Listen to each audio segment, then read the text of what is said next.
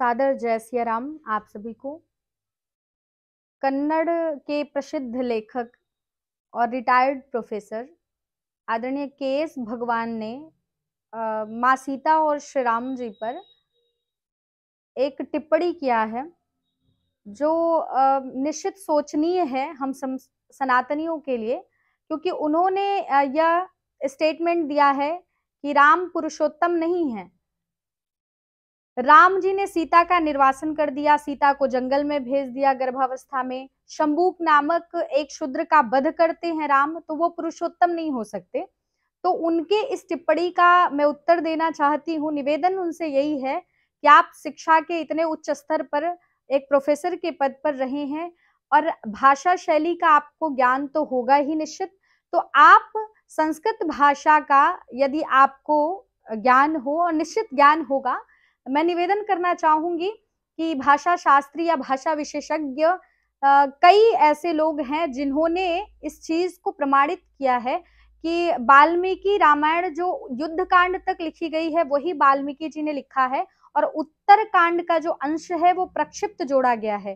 क्योंकि हमारे यहाँ कई आक्रांताओं का आगमन होता रहा है, विश्वविद्यालय जलाए गए, ग्रंथों के साथ छेड़छाड़ की गई है हमारे, तो लोगों में मतभेद पैदा करने के लिए, समाज को तोड़ने के लिए, राम के प्रति श्रद्धा कम करने के लिए लोगों ने कुछ प्रक्षिप्त अंश जोड़ दिए। क्योंकि राम का व्यक्तित्व ऐसा नहीं है कि वो सीता निर्वासन करें या शंबुक जैसे तपस्वी का वध करें, क्योंकि हमारे राम जो पुरुषोत्तम राम है वो तो निषाद राज को गले लगाते हैं।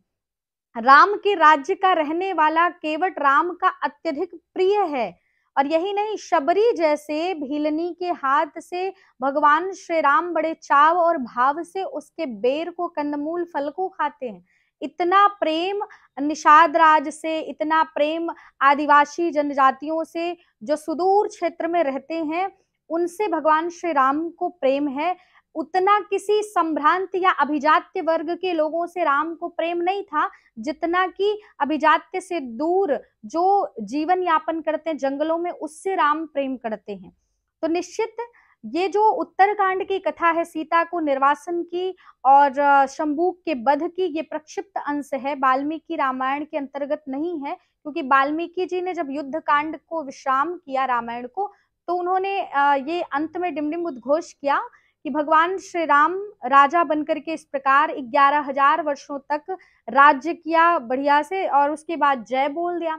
तो जब ये कथा विश्राम हो गई, आत्मकथात्मक शैली में राम जी की कथा को उन्होंने विश्राम कर दिया, तो जब राम जी इस प्रकार से राज्य किए, जय घोष हो गया, तो अब फिर से दूसरी कथा वो प्रारंभ क्यों करेंगे। कई कई बार ऐसा होता है कि ग्रंथ में कुछ लोग अलग से, दूसरे लोग आते हैं और कुछ अपनी लेखनी को भी उसमें जोड़ देते हैं। जैसे एक पौंचर्यु ग्रंथ था, वो भी राम पर ही है, और उसमें पहले उनके पिताजी ने यानी स्वयंभू ने लिखा, फिर बाद में कुछ अंश त्रिभुवन ने, उनके बेटे ने पूरा किया। तो कई बार ऐसा हो जाता है। तो निश्चित वाल्मीकि रामायण के भी साथ ऐसा ही है, क्योंकि राम जैसा मर्यादा पुरुषोत्तम व्यक्ति कभी ऐसा कर ही नहीं सकता जो सीता का सम्मान करते हैं। और सीता जब वन के लिए प्रस्थान करने वाली होती हैं, कैकेयी जी माँ सीता को वस्त्र देती हैं जंगल में जाने के लिए, और वो वस्त्र माँ सीता धारण करने का तरीका उनको नहीं आता है, समाज में संकोचवश खड़ी हैं। तो माता सीता को संकोचवश देख करके श्री राम जी समाज में सबके सामने ही ऐसे पति हैं जो प्रियतमा सीता को आकर के अपने हाथों से वस्त्र धारण करवाते हैं। जिसको समाज के सामने सीता की मर्यादा और सीता के सम्मान की इतनी परवाह हो, इतनी चिंता हो, वो राम कभी सीता को गर्भावस्था में जंगल में छोड़ देंगे, वो निश्चित ये सोचनीय विषय है, ये कभी हो ही नहीं सकता।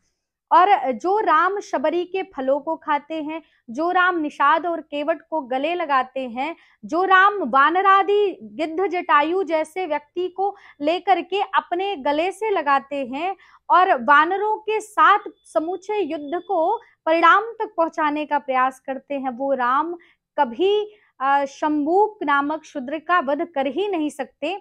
इसलिए ये एक निराधार कहा जाए, क्योंकि भाषा शैली अलग है वाल्मीकि जी की, तो उत्तर कांड की भाषा शैली अलग है, युद्ध कांड तक की भाषा शैली अलग है। तो मेरा निवेदन यही है आदरणीय प्रोफेसर साहब से कि आप अपने बयान को पुनः विचार करें और भगवान राम माता सीता पर टिप्पणी करने का प्रयास बिल्कुल ना करें, क्योंकि हमारी पद्धति, हमारी सनातन जो संस्कृति है, यहाँ तो राम से पहले सीता का नाम लिया जाता है, यहाँ तो कृष्ण से पहले राधा का नाम लिया जाता है। तो ऐसे राम कभी सीता का निर्वासन कर ही नहीं सकते, सीता को जंगल नहीं छोड़ सकते।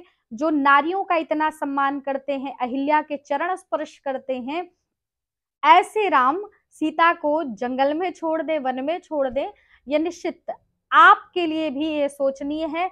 आप एक बार पुनः से वाल्मीकि रामायण का शब्द जो शैली है उस पर ध्यान दें, और जितने भी भाषा विज्ञान वाले लोग हैं, कई लोगों ने इस चीज को प्रमाणित भी किया है कि वाल्मीकि जी की जो भाषा शैली है संस्कृत की, वो युद्ध कांड तक अलग दिखाई पड़ती है और उत्तर कांड से प्रारंभ से ही वो भाषा शैली अलग दिखाई पड़ती है।